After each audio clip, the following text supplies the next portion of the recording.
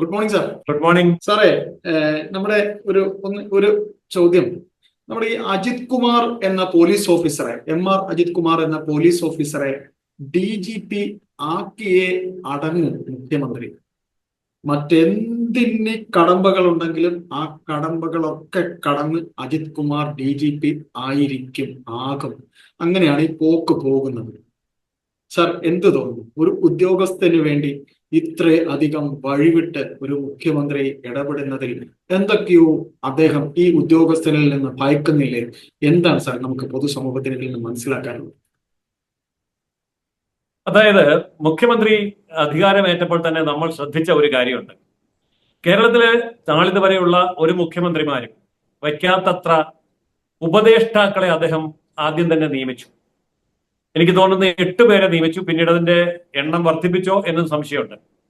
ഇവർക്കൊക്കെ ലക്ഷക്കണക്കിന് രൂപ പ്രതിഫലവും കൊടുത്തു. അപ്പോൾ ഇത്രയേറെ ഉപദേഷ്ടാക്കളെ അദ്ദേഹം വെക്കുന്നു എന്ന് പറഞ്ഞാൽ അതിന്റെ അർത്ഥം അദ്ദേഹത്തിന് ഭരിക്കാൻ അറിയില്ല. എന്നെ ഉപദേശിക്കാൻ കുറെ ആൾക്കാരുണ്ടെങ്കിലേ എനിക്ക് ഭരിക്കാൻ പറ്റൂ. സത്യത്തിൽ ഒരു മുഖ്യമന്ത്രിക്ക് മന്ത്രിസഭ ഉണ്ടാക്കി കൊടുത്തിരിക്കുന്നത് ഈ ഉപദേഷ്ടാക്കൾക്ക് പകരമാണ്. അല്ലെങ്കിൽ ഒരു മുഖ്യമന്ത്രി മാത്രം മതി, മന്ത്രിസഭാ അംഗങ്ങൾ വേണ്ട. അപ്പോൾ മന്ത്രിസഭയിലെ 20 അംഗങ്ങൾക്കും ഉപദേശിച്ചാൽ തീരാത്തത്ര അറിവില്ലായ്മയും ബുദ്ധിശൂന്യതയും തനിക്കുണ്ട് എന്ന് പരസ്യമായി പ്രഖ്യാപിക്കുന്നതിന് തുല്യമാണ് 20 മന്ത്രിമാരുണ്ടായിട്ടും ഉപദേശിക്കാൻ വേറെ 8-10 പേരെയും കൂടെ ശമ്പളം കൊടുത്തു വെച്ചിരിക്കുന്നത്. അതായത് മന്ത്രിമാരെക്കാൾ കൂടുതൽ ശമ്പളവും ഉണ്ട് അവർക്ക്. അപ്പോൾ ഉപദേഷ്ടാക്കൾ ഇല്ലെങ്കിൽ എനിക്ക് ഭരിക്കാൻ അറിയില്ല, ഞാനൊരു തിരുമണ്ടനാണ് എന്ന പ്രഖ്യാപനമാണ് അദ്ദേഹം അതിലൂടെ നടത്തിയത്.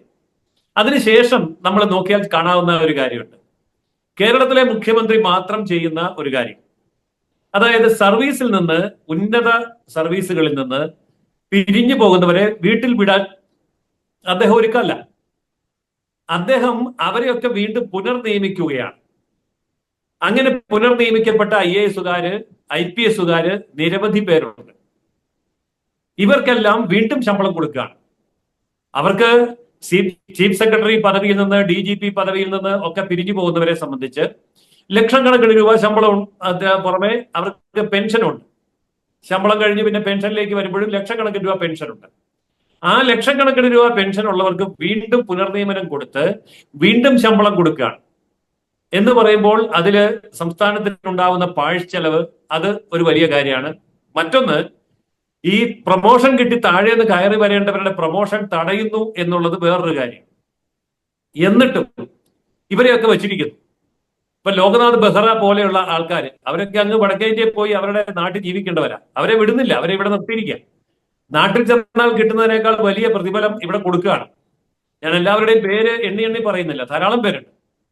എന്നിട്ട് ഇവരുടെയൊക്കെ ട്രാക്ക് റെക്കോർഡ് ഒന്ന് നോക്കിയാൽ എന്ത് കാരണത്തിന്റെ, എന്ത് യോഗ്യതയുടെ അടിസ്ഥാനത്തിലാണ് ഇവരെ വീണ്ടും പുനർനിയമനം നടത്തിയത് എന്ന് നോക്കിയാൽ നമുക്ക് കാണാൻ കഴിയുന്ന അവരുടെ ഏറ്റവും വലിയ യോഗ്യത അവരൊക്കെ പെരുങ്കള്ളന്മാരാണ് എന്നുള്ളതാണ്. ഈ പെരുങ്കള്ളന്മാരാണെന്നുള്ളത് നമ്മുടെ ആരോപണമല്ല.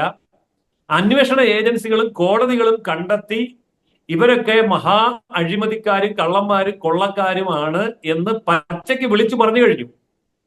അപ്പോൾ പിന്നെ എന്താണ് അദ്ദേഹം ചെയ്യുന്നത്? അവരെ വെളുപ്പിച്ചെടുക്കാൻ വേണ്ടി സുപ്രീം കോടതിയിലെ വലിയ വക്കീലന്മാരെ കൊണ്ടുവരുന്നു, ഹൈക്കോടതിയിൽ കേസ് നടത്തുന്നു, സുപ്രീം കോടതിയിൽ കേസ് നടത്തുന്നു. അപ്പോൾ ഇതിനെല്ലാം വേണ്ടി വീണ്ടും കോടിക്കണക്കിന് രൂപ ഖജനാവിൽ നിന്ന് ചെലവഴിക്കുകയാണ്. ഈ കാട്ടുകള്ളന്മാരെ കൂട്ടുകാരാക്കി നിർത്താൻ വേണ്ടി കോടിക്കണക്കിന് രൂപ ചെലവഴിച്ചുകൊണ്ട് കോടതികളിൽ കേസ് നടത്തുകയാണ്. ഇന്ത്യൻ കോടതികളുടെ അവസ്ഥ നമുക്കറിയാമല്ലോ. കോടതിയിൽ ഒരു കേസങ്ങ് ഇട്ടുകൊടുത്താൽ പിന്നെ പതിറ്റാണ്ടുകൾ കടന്നു പോകുന്നത് അറിയില്ല, തീരുമാനം ഉണ്ടാകില്ല. അതുകൊണ്ട് തീരുമാനം ഉണ്ടാകുന്നവരെ ഇവർക്ക് തുടരാം. ഏതായാലും പിണറായിയുടെയോ ഇവരുടെയോ ജീവിതകാലത്ത് ഈ കോടതിയുടെ തീരുമാനം വരാൻ പോകുന്നില്ല എന്നറിയാവുന്നത് കൊണ്ട് ഇവര് ഭരണത്തിലുള്ളിടത്തോളം കാലം ഇവരുടെ കേസ് നടത്താൻ വേണ്ടി കോടിക്കണക്കിന് രൂപ കൂടി അവർക്ക് അടിച്ചു മാറ്റാം. ഇതാണ് ഇപ്പൊ നടക്കുന്ന ഒരു കാര്യം. അപ്പൊ കള്ളന്മാരെ വെച്ചിരിക്കുകയാണ്. സർവീസിൽ തന്നെ 1300-ലധികം കള്ളന്മാരുണ്ട് എന്നുള്ളത് റിപ്പോർട്ടായിട്ട് പുറത്ത് പത്രങ്ങളിൽ വന്നിട്ടുണ്ട്. അവരെയും പിരിച്ചുവിടുകയല്ല, അവരെയും സർവീസിൽ വെച്ചിരിക്കുകയാണ്. അല്ലെ അവരെയും പിരിച്ചുവിടണ്ടേ? അതുമില്ല. അപ്പൊ ചുരുക്കി പറഞ്ഞാൽ കള്ളന്മാർക്കും കൊള്ളക്കാർക്കും സ്വാതന്ത്ര്യം അനുവദിച്ചുകൊണ്ട് അവരുടേതായിട്ടുള്ള ഒരു ഭരണകൂടം സൃഷ്ടിച്ച് അതിന്റെ രാജാവായി ഇദ്ദേഹം വാഴുകയാണ്. ഇതിന്റെ ഉള്ളിൽ ഒത്തിരി സാമ്പത്തിക കാര്യങ്ങളുണ്ട്. അത് ഞാൻ ഓരോന്നായിട്ട് പറയാം. ഒന്ന്, സംസ്ഥാനത്ത് നടന്ന സാമ്പത്തിക അഴിമതികൾ പുറത്തു വരരുത് എങ്കിൽ ഞങ്ങളെ സ്ഥിരമായി ഇതേ സ്ഥാനത്ത് വെച്ചിരിക്കണം, ഇല്ലെങ്കിൽ ഞങ്ങളെല്ലാം വിളിച്ചു പറയും എന്നുള്ള ഒരു ഭീഷണി മുഖ്യമന്ത്രിയുടെ നേരെ ഉണ്ടായിട്ടുണ്ടാവാം. അതുകൊണ്ടാണ് ഇവരെ പിരിയാൻ വയ്യാത്തത്. സർവീസ് കഴിഞ്ഞാലും പെൻഷൻ ആയാലും അവരെ പിരിയാൻ വയ്യാത്തതിന്റെ ഒരു കാരണം അതാണ്.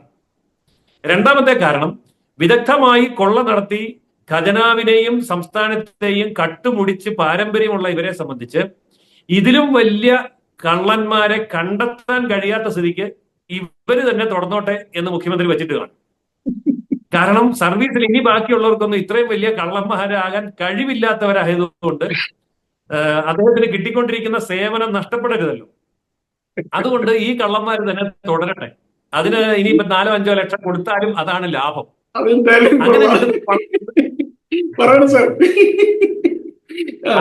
അങ്ങനെയുള്ള നിലവാരമുള്ളവരെ നിലനിർത്തിയില്ലെങ്കിൽ ഇദ്ദേഹത്തിന്റെ വിദേശ രാജ്യങ്ങളിലെ ബാങ്ക് അക്കൗണ്ടുകളും നിക്ഷേപങ്ങളും ആകെപ്പാടെ വെള്ളത്തിലാവും.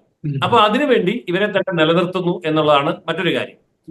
ഇനി ഇതിനകത്ത് മറ്റൊരു സൂചനയുണ്ട്. ഈ സൂചനയും അതിഭീകരമാണ്.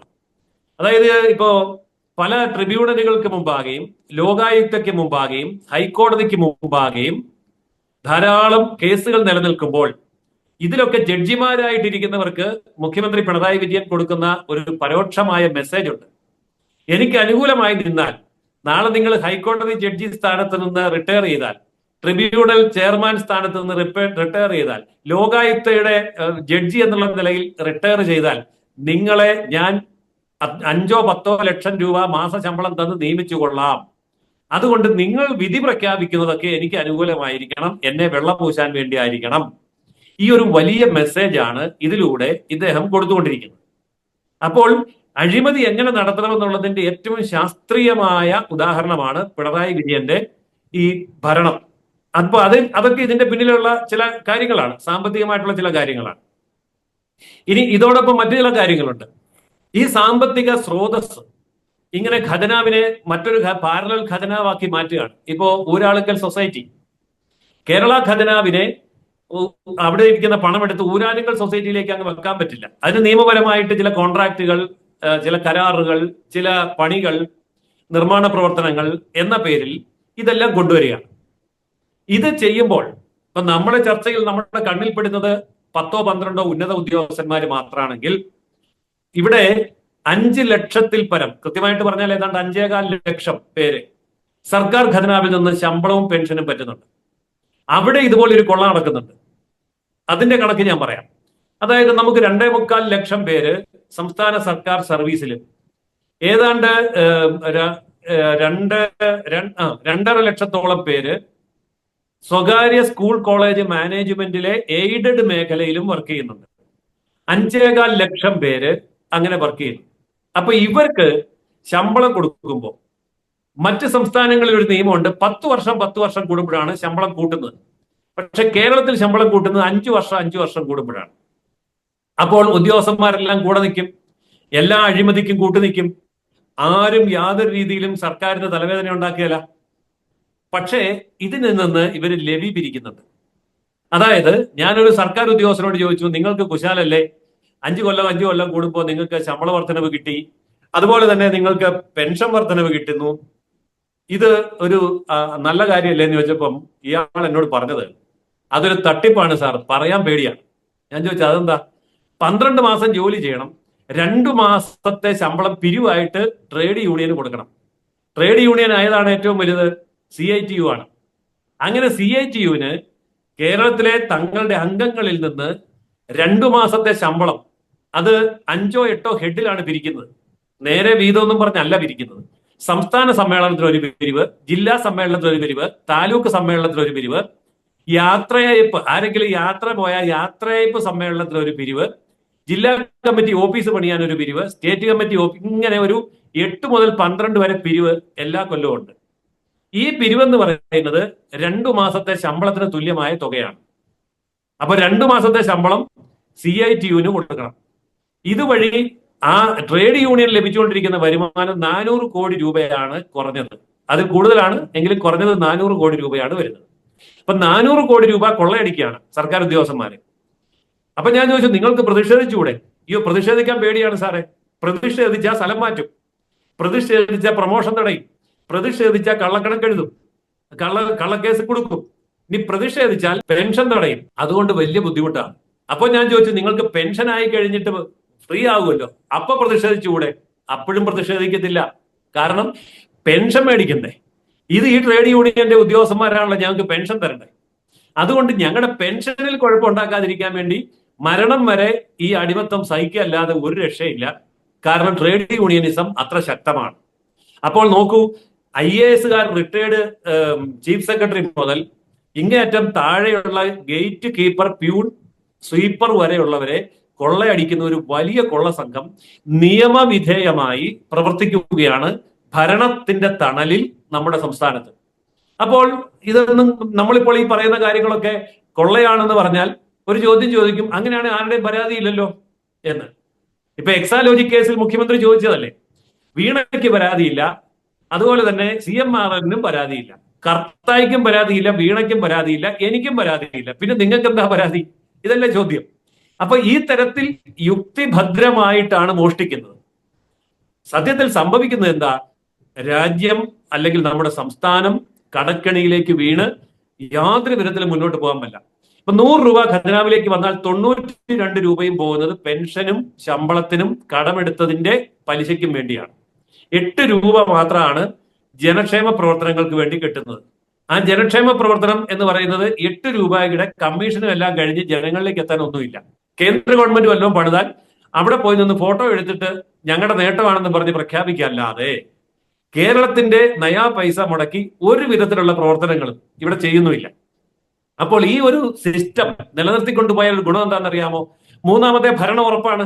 ഇപ്പൊ പലരും എന്നോട് ചോദിച്ചു, ഇയാളെ സഹിക്കാൻ പറ്റുമോ, വലിച്ചു താഴെ ഇടുകയല്ലെന്ന്. ഞാൻ പറയുന്നു, വലിച്ചു താഴെ ഇടുകയല്ല. സമയമാകുമ്പോൾ ഈ പാവങ്ങള്, ഒന്നും കിട്ടാതെ കിടക്കുന്ന പാവങ്ങൾക്കെല്ലാം കൂടി ഒരു 5-8 മാസത്തെ പൈസ ഒന്നിച്ചു കൊടുക്കും. അപ്പോൾ 2000 രൂപ ഒക്കെ കിട്ടേണ്ടവർക്ക് 15,000, 20,000 രൂപ ഒന്നിച്ച് കൈ കിട്ടുമ്പം ഒരു കിറ്റും കൂടെ കൊടുക്കും. ഇപ്പൊ കഴിഞ്ഞ തവണ കിറ്റ് കൊടുത്തത് മലക്കറിയൊക്കെ ആണെങ്കിൽ ഇത്തവണ അതിനകത്ത് കഞ്ചാവും MDMA ഒക്കെ വെച്ചിട്ടായിരിക്കും ഇത്തവണ കിറ്റ് കൊടുക്കുന്നത്.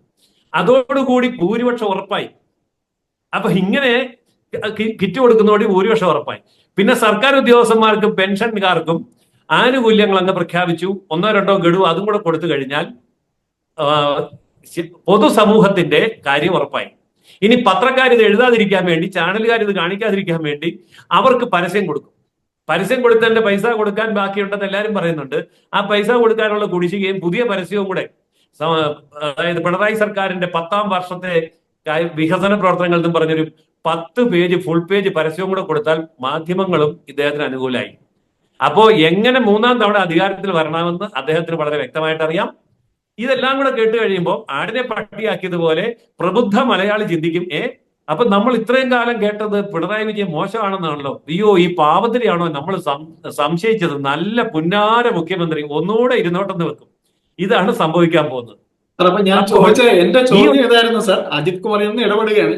അജിത് കുമാറിന്റെ വിഷയത്തിലാണ് നമ്മൾ തുടങ്ങിയത്. പറയണ സാർ. ഞാൻ അജിത് കുമാറിന്റെ വിഷയത്തിന്റെ പശ്ചാത്തലമാണ് ഈ പറഞ്ഞത്.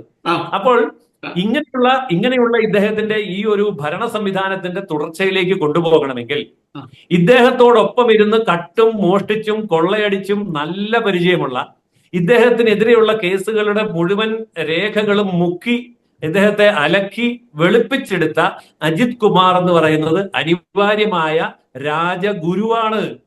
പണ്ട് രാജാക്കന്മാർക്കൊക്കെ ഭരിക്കണേ രാജഗുരുക്കന്മാർ വേണമല്ലോ. അതുകൊണ്ട് മുഖ്യമന്ത്രി രാജാവിന്റെ ഗുരുവാണ് ഈ അജിത് കുമാർ. അതുകൊണ്ട് അജിത് കുമാറിന് രാജഗുരു പട്ടം കൊടുത്ത് ഒരു 10 ലക്ഷം രൂപ ഒരു ശമ്പളവും കൂടെ കൊടുത്തിരുത്താനും സാധ്യതയുണ്ട്. സാർ, അപ്പൊ ഞാൻ ചോദിക്കുന്നത്, മുഖ്യനെ ഞെട്ടിപ്പിക്കുന്ന എന്തെങ്കിലും കുരുക്കുന്ന ചില തെളിവുകൾ വല്ലതും അജിത് കുമാറിന്റെ കയ്യിൽ ഉണ്ടാകാൻ സാധ്യതയുണ്ടോ?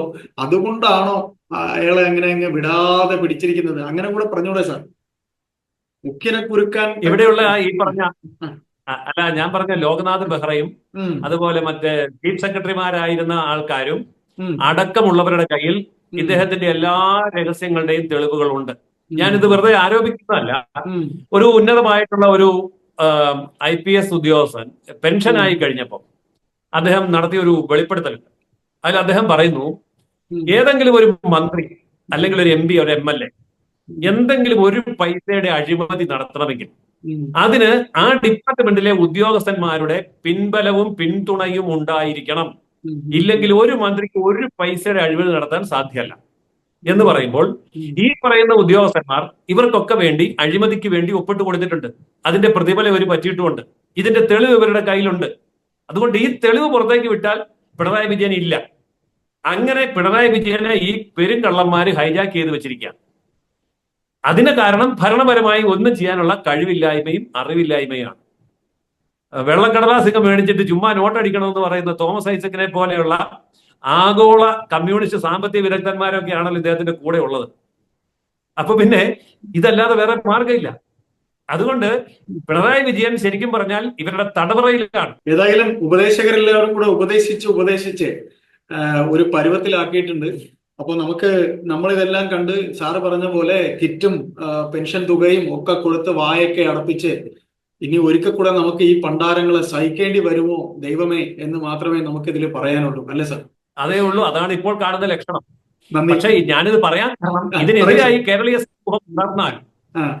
സമൂഹം ഉണർന്നാൽ ഇവിടെ പശ്ചിമ ബംഗാൾ ആവർത്തിക്കും, ഇവിടെ ത്രിപുര ആവർത്തിക്കും. അതുണ്ടാവാനുള്ള സാധ്യത വളരെ കൂടുതലാണ്. നന്ദി. Thank you sir.